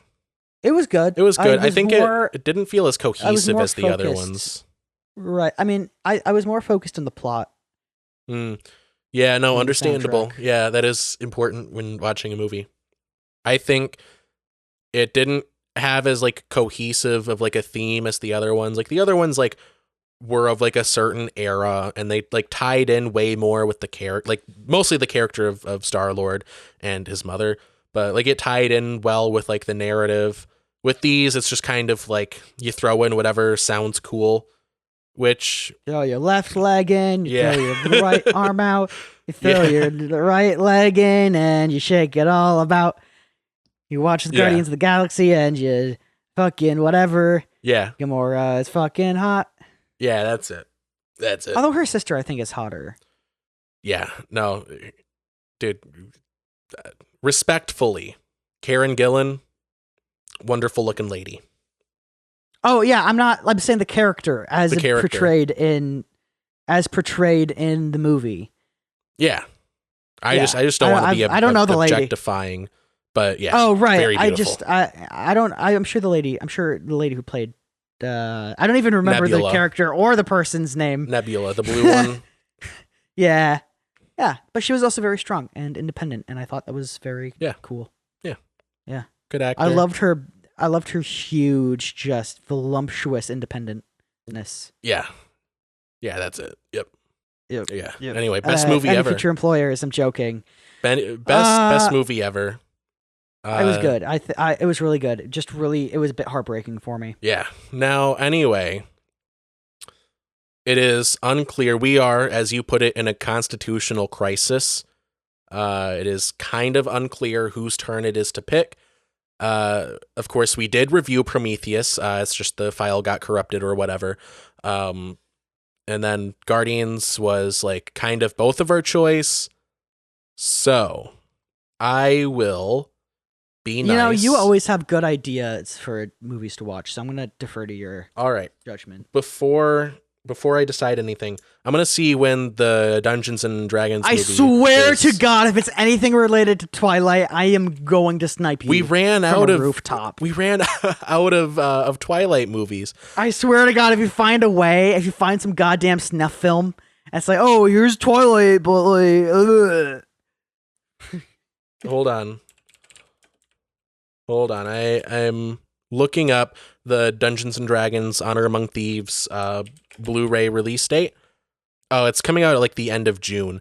So, no, hold on. It says this title will be released on May 30th. So we'll wait a couple of episode cycles to go through that and then we'll do that. Oh, you know what? Renfield came out on. Oh wait, can we watch that Lincoln biopic? I really want to watch it. You can watch it. You're welcome to watch it, but I don't think we can squeeze any content out of that. I love the part where the slaves are freed. No, that was a great historical event. I will not contradict you on that. But no, Renfield came out recently on Blu-ray. I will get us a copy and we will let's do that. It's supposed to be good. It's the Nicolas Cage vampire movie. Nicolas Cage. Oh yeah, plays a Dracula, fun. And it has. Which, by the way, he's always wanted to play Dracula. You know what? Good on him. I think he's a good fit. I haven't seen the movie yet. Haley saw it. She said it's very good. And here's another side thing, just because I saw it on my screen. In the Tall Grass, 2019 Netflix movie.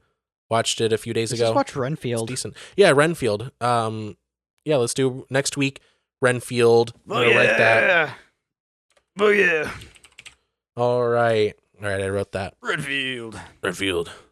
So, watch it, or don't, but we will spoil it next week. Unless the file gets corrupted and we do a different thing.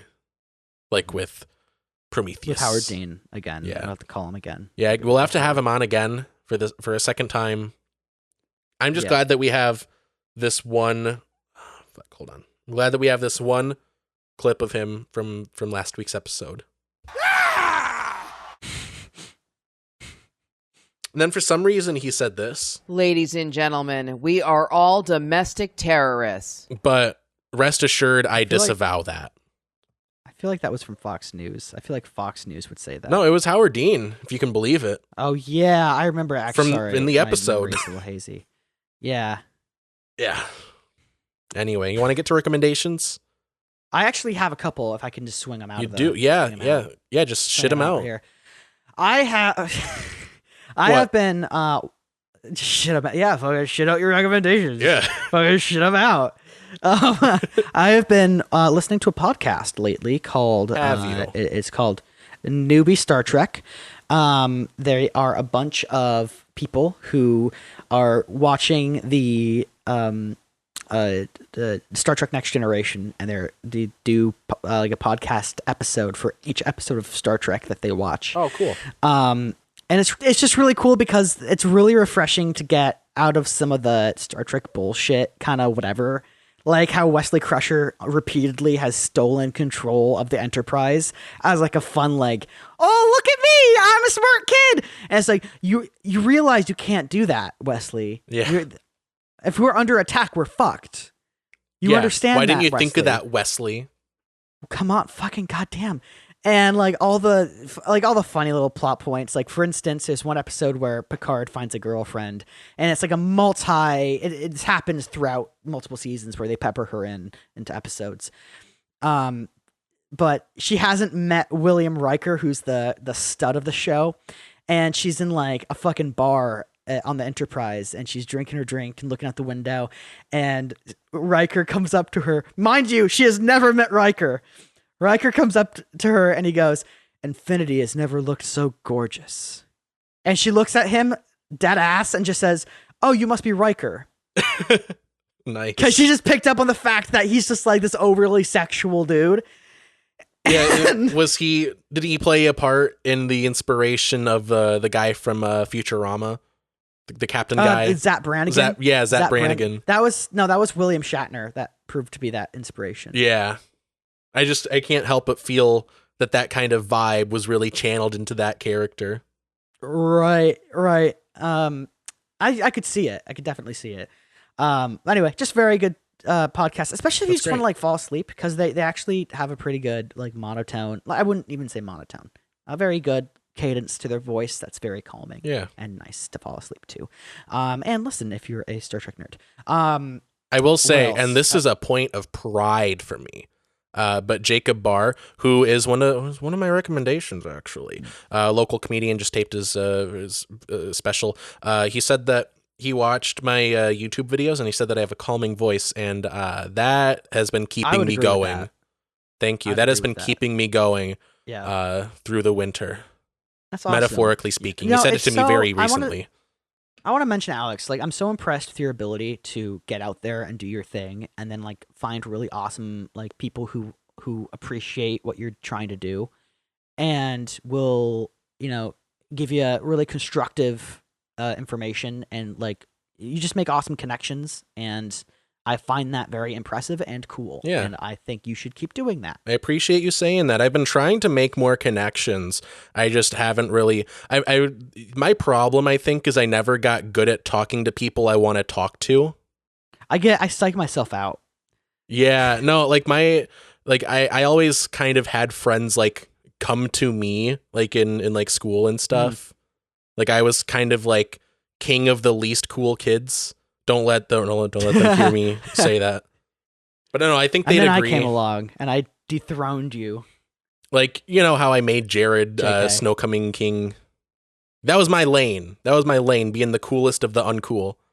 Oh. So I never got good at. Where was I? That was you would have been a first year. Well, like it would have been your second year, but you No, were I'm talking first year on the film. social status in high school. I don't even know where I was. I have no idea. It was all a drunken blur. Yeah. Did you drink? It was all an opiate fueled drunken blur. Yeah. Yeah. Yeah, you were living that rock star lifestyle. Right, but like no fun. It was just I did not enjoy a single moment. I fucking hated it. Fucking hated it. Even college is bittersweet. Even college is like, it's like I let me tell you this. Okay, like I'm not sure if I should be saying this on a podcast, but you might want to. I don't know. I don't think it's that bad. I'll edit it in such a way that you're like, I don't know if I should say this on a podcast, and then it's just 2 straight minutes of a censor beep.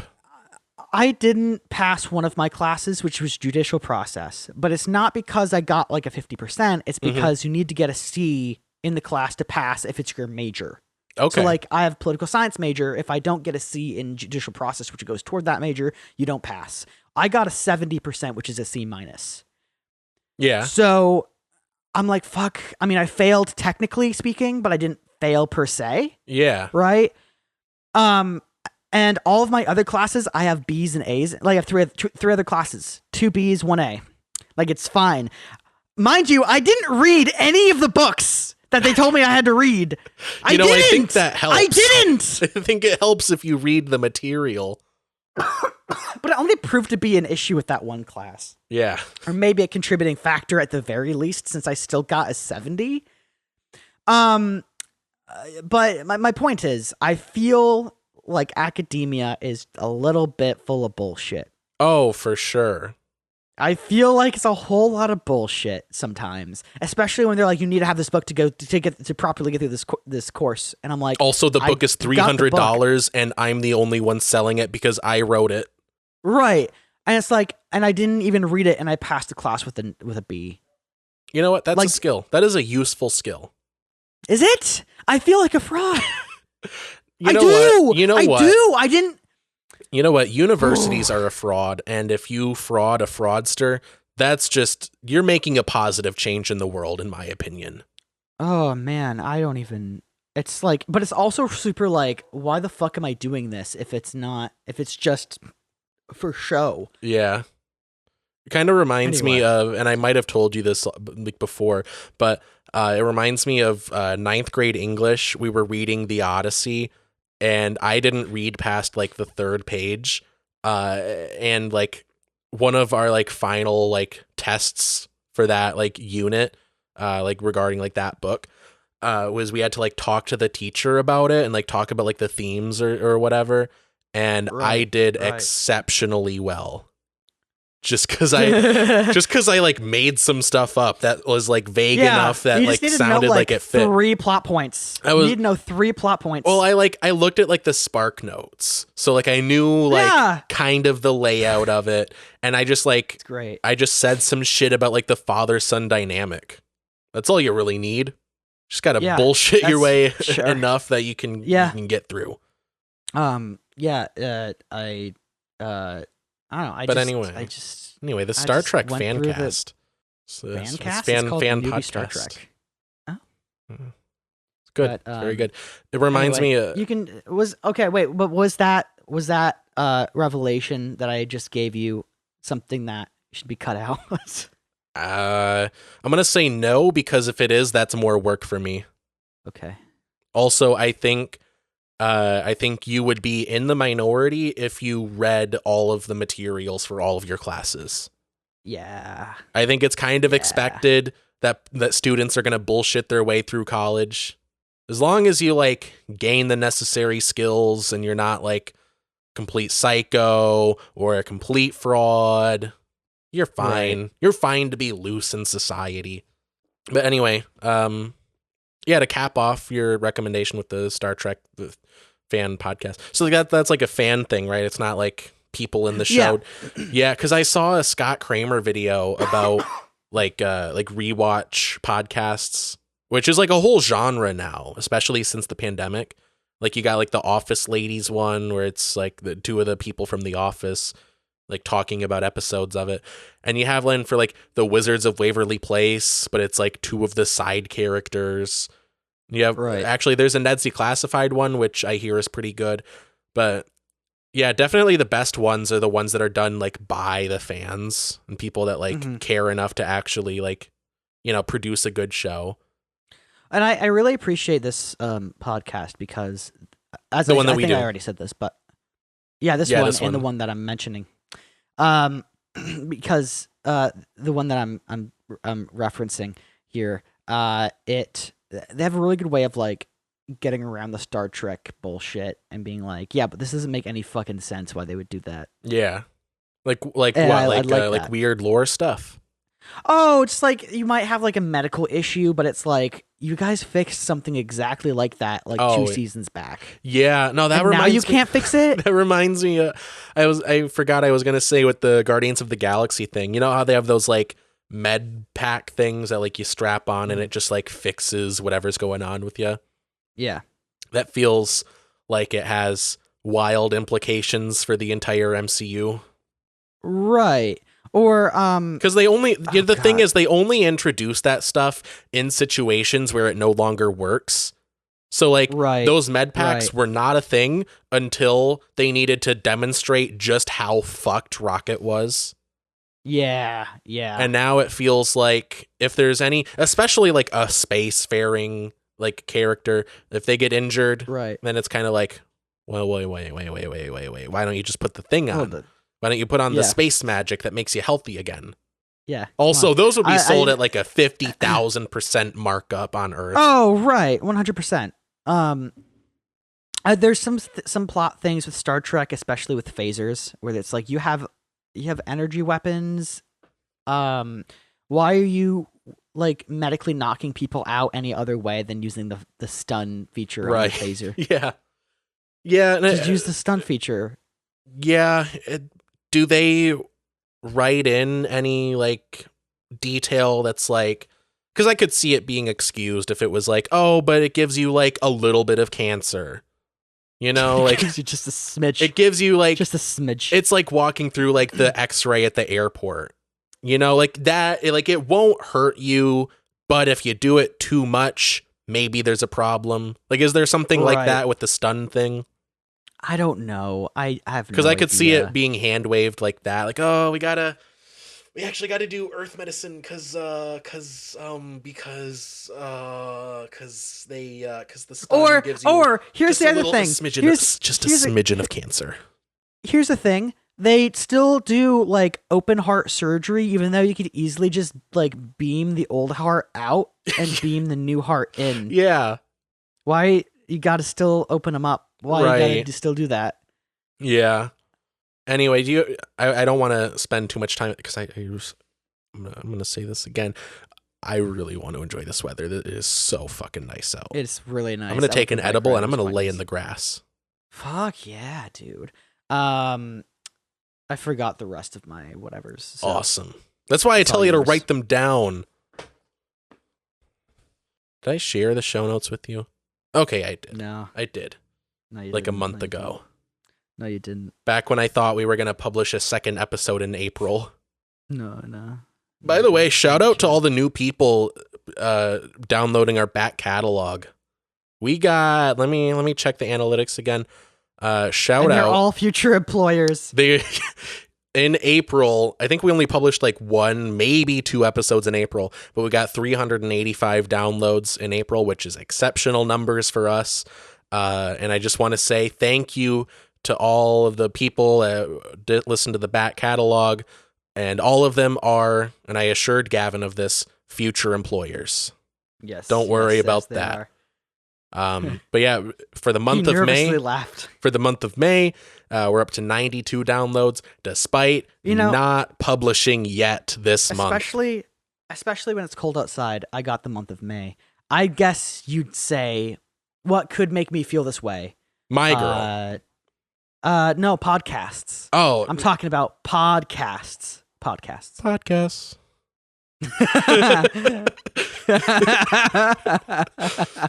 It was so stupid. Anyway, transitioning into my first recommendation, touching grass. I wrote this down the last time the weather was nice, and it has circled back around to being relevant again. No, just going outside and touching grass, just enjoying the nice weather. See, I wrote this. Even smoke some grass. I wrote this like a month ago when the weather got super nice, and then the weather got terrible. But it's been so long since we recorded, except for the one that got corrupted. But yeah, now it is beautiful again. You should have seen it in the Upper Peninsula too, because it was like a weekend of like, oh, it's 68 degrees and sunny, and then it's like now there's slush on the ground. Yeah, and it's sleeting. Yeah. Yeah. But yeah, no, I fully endorse, and this is something that I think I've only just recently come to appreciate. I fully endorse just going outside and enjoying the weather. You know, laying on like a blanket outside. Haley and I have a quilt that we lay on outside, and it's just nice. I read a lot of comics now, and I like to go outside and read those. It feels better than sitting inside. Should you be working, Alex? Why aren't you contributing to the GDP, Alex? You're right. I should contribute more to the GDP. Then maybe we'd get some prosperity trickling down to us. I think we should I think we should all contribute to something called the gross domestic penis. Yeah. Dude. I don't know that's all I got. Where was that going? I don't know. It's like the mirror flip, like bizarro version of wet ass pussy. You know, actually, sorry. Get a bucket and a mop for this gross domestic penis. I have this bit in my head that I can't figure out a punchline to.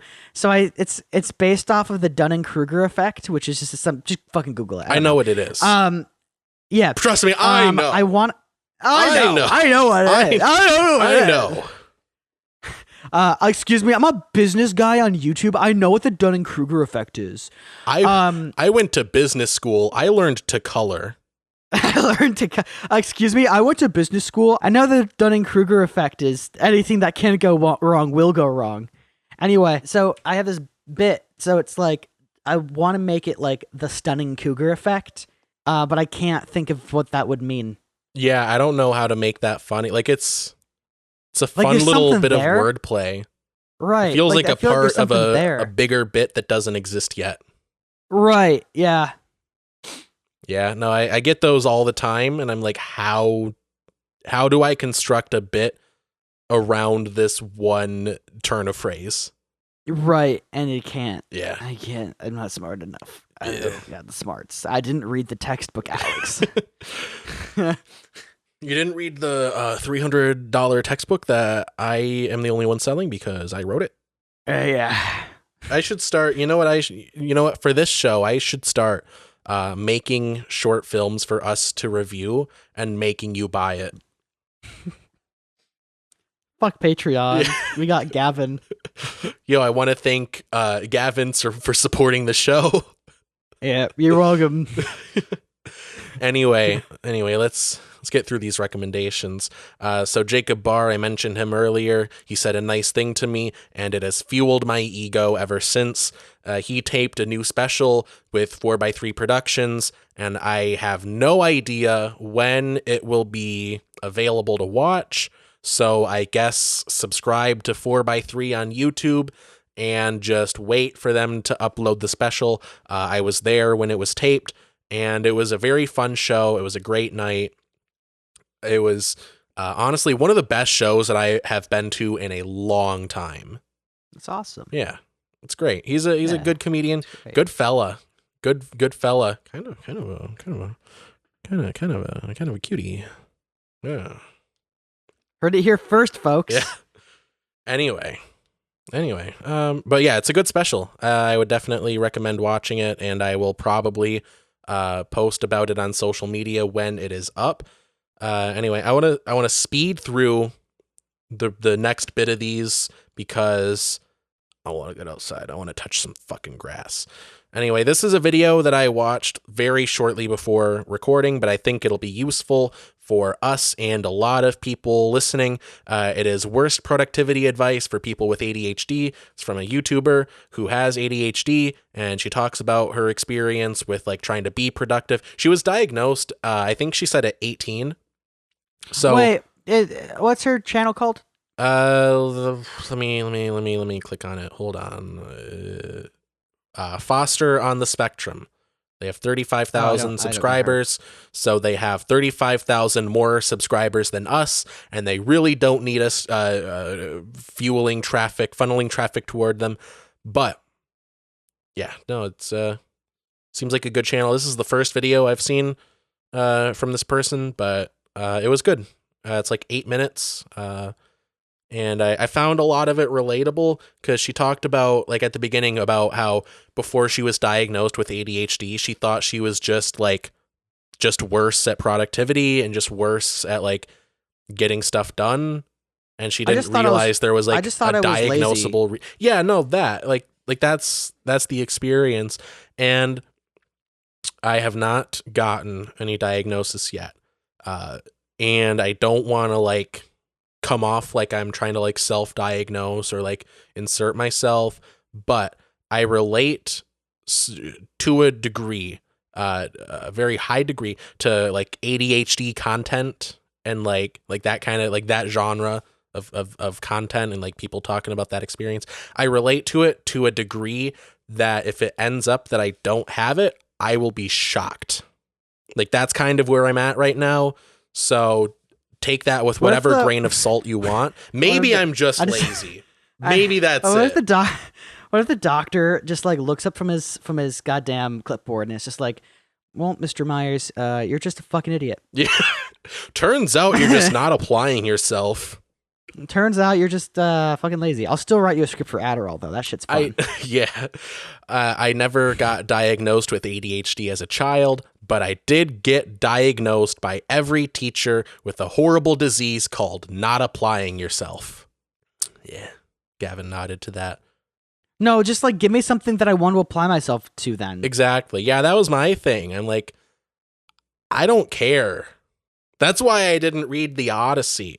I could, you know what? I just don't fucking care. You know what? I would probably read it now if it was presented in such a way that was like, you know, maybe a bit updated, a bit less dry. Like it, the version that we read at least was like still kind of like the old timey translation of it. You know, like if it was like if it had some fucking pictures, if it was, I don't want to say if it was a comic book because I feel like that's a bad look. But if it was a graphic novel, no, if it was like that kind of thing, like if they just updated the presentation of it to fit the modern era, I think it would be a very interesting story. It seems like a cool story to read. Seems very epic. Well, I mean, I just find the whole, like, I know reading's important, but like I also have dyslexia, so it's like it's double whammy for me sometimes. Yeah, it's kind of ableist that we prop up reading to the degree that we do in this modern era. Well, I mean, also like the reason we came up with writing was because the person who says the shit can't always be there to say the shit. Right. So we wrote it down. But now we have the internet, so the dude who said the shit can always be there to say the shit. So why do we need books? Well, like, I get why we need books. Like, I still get the need at least for recreation, you know, like... Yeah. Well, like, it's still, like, it's still important to, like, write down information and store it. But I feel like books have just become like a weird relic that we prop up like disproportionately, like disproportionate to its worth as a medium. Yeah. Like I think books are like, they're good, people enjoy them, and I think if you enjoy books, good for you. I enjoy like comics. I enjoy, like, I get it. I get reading a thing on paper in front of you. I get the whole experience. But I think it's weird that we like view reading books as like somehow better than consuming other mediums. You know what I mean? Like if you watch, is that another silent yawn, or did Discord just not pick it up? It just didn't pick it up. Oh, cool. Awesome. But I actually screamed pretty loudly too. Nice. Awesome. I'd be disappointed if you didn't. But no, we prop up books as like being just more moral than watching TV or even reading a comic book or like any other similar medium. And I think at this point it's kind of ableist that we prop it up, because like you said, a lot of people have dyslexia and they just can't enjoy it to that degree. But if you accommodate for that, they are happy to consume the information often, or the story. Like often people who are like with ADHD and dyslexia who are tested on things that they know a lot about and are interested in, they excel. Like, oh yeah, I totally get that. I relate to that. No, like the dude who did my dyslexia testing was like, and I don't mean to be like, oh, look at me, look how smart I am. But he did say, he's just like, when it comes to just general knowledge, I guess I have the knowledge base of like an undergrad student. And this was like 4 years ago. Yeah. And I was like, oh, cool. Cause I feel dumb most of the days. Yeah. So, yeah, just to hear that, like, hey, it's not your brain, it's the way your brain works that isn't compatible with how school teaches. Yeah, well, like I relate to that too, because in the 4th grade, I had like a above a 12th grade reading level, but I also struggled and continue to struggle very heavily with executive function.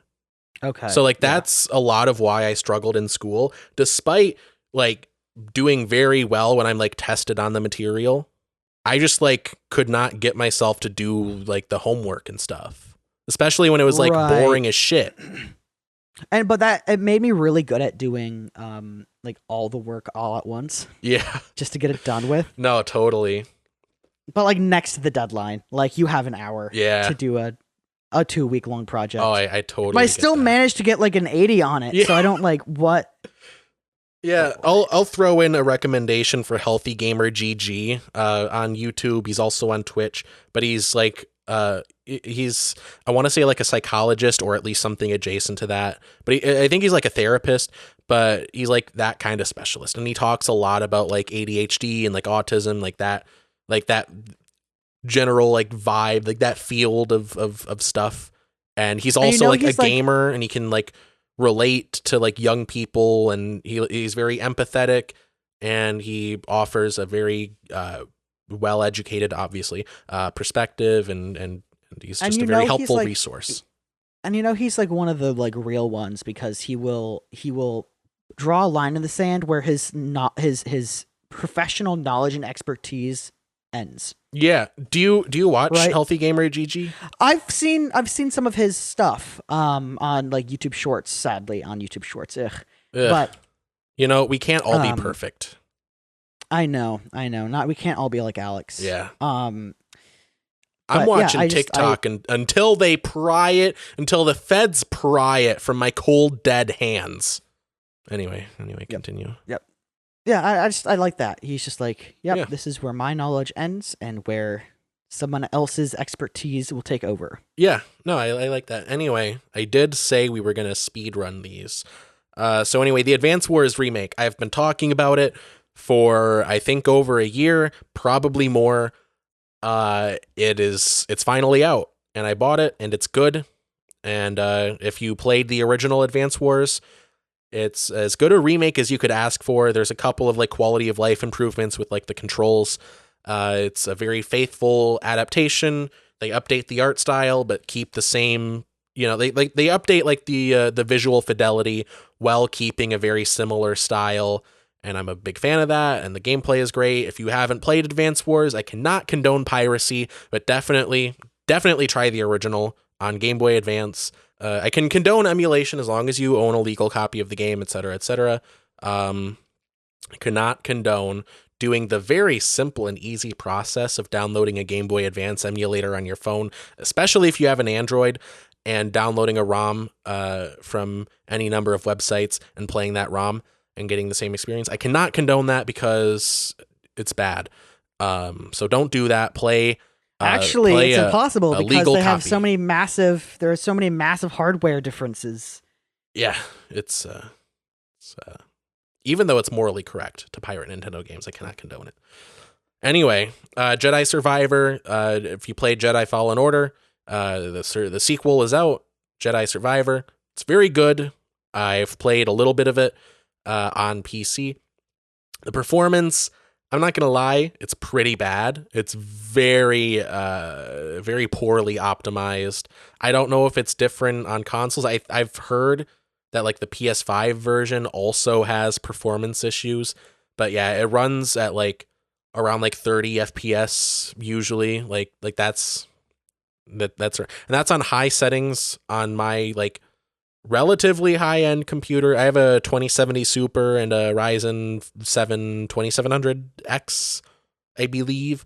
So like, you know, like it should run a lot better than it does on my setup, but it's just not very well optimized. It doesn't even run on Steam. Like I've tried to get it to run on Steam Deck, but I just haven't been able to get it. Like I can get it going, but it's not stable. It crashes.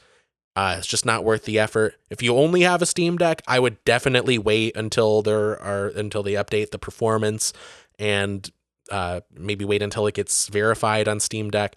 But if you have, you know, a computer that's beefy enough to run it very poorly, and you don't mind playing at a bit of a lower frame rate, the gameplay is very solid. It's a great improvement over the original game, and I very highly recommend it. Anyway, the new John Mulaney special, Baby J, just dropped. It's on Netflix. It's very good. I thought it was a great special. He addresses a lot of what's happened to him in the last couple years. Have you heard a lot about John Mulaney? He went through a lot of rehab for his alcoholism and cocaine addiction. Yeah, and he also like got divorced. He may have cheated on his wife with Olivia Munn. Yeah.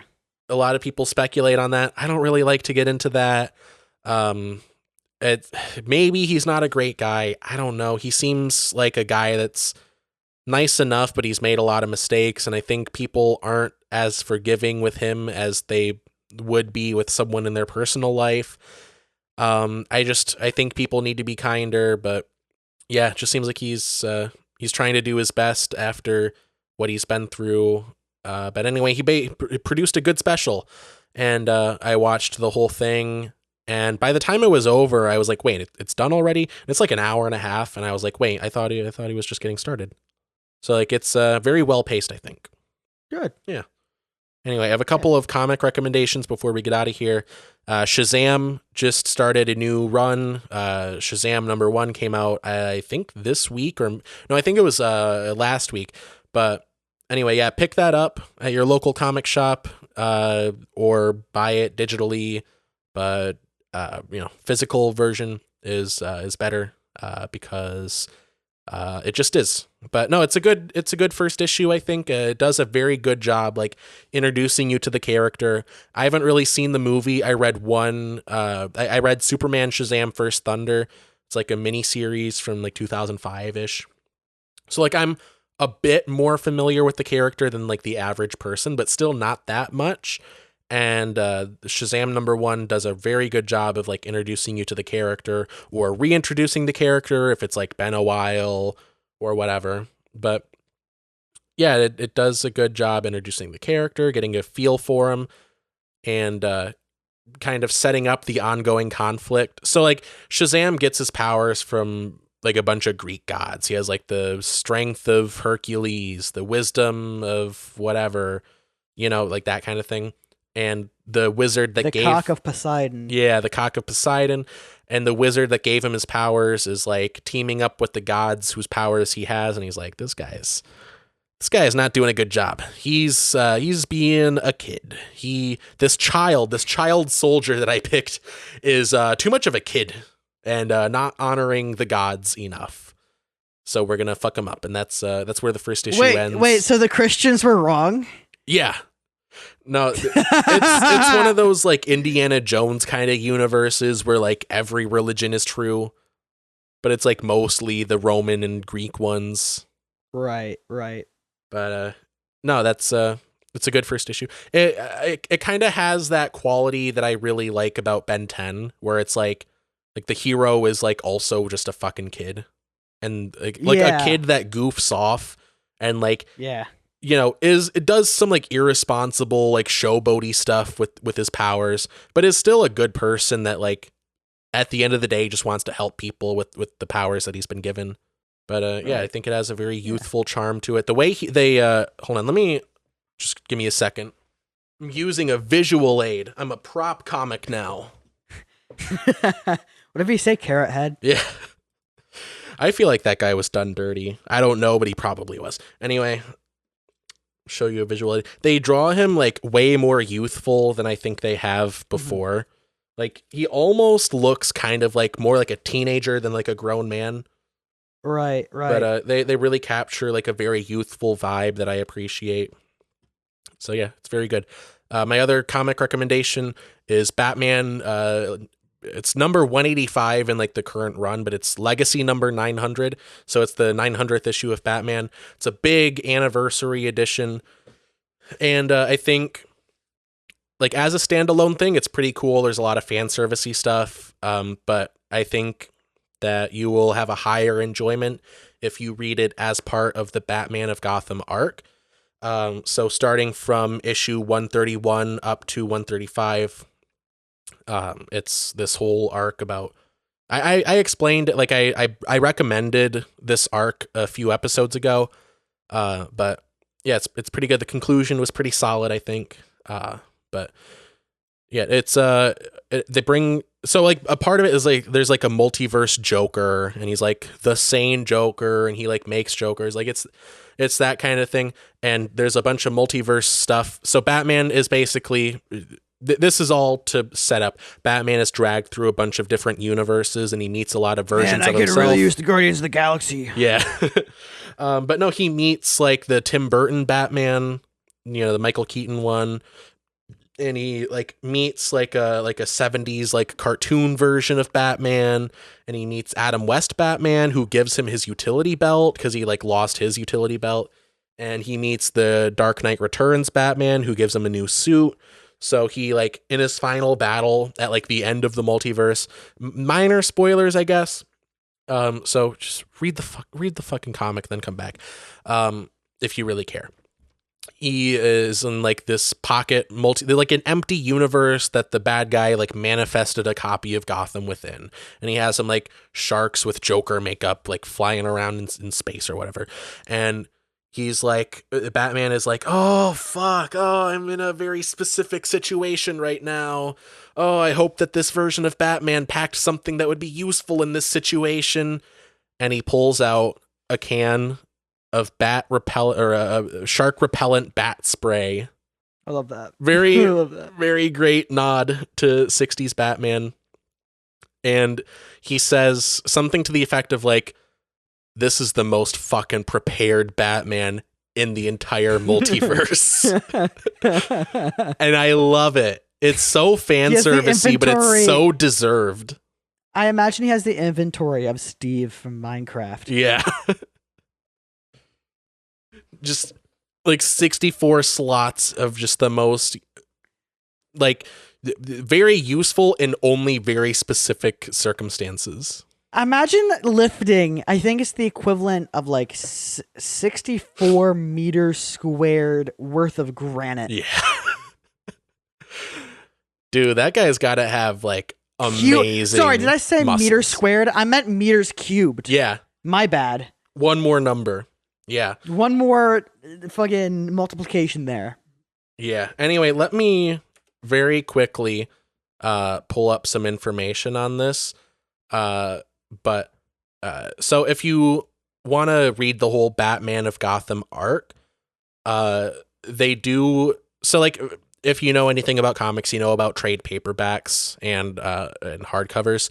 So trade paperbacks are basically like collections of comic issues. It's usually like collecting like an arc, right, into one thing that you can just buy and read through. And DC does that with Batman, but instead of doing trade paperbacks, I think they do some trade paperbacks, but they mostly for Batman do hardcovers. Same concept, but there's a bit more like prestige added to it. But I have the failsafe arc on hardcover, and I haven't read through it, but just in terms of like the format, I'm a huge fan of it. Feels like a real book.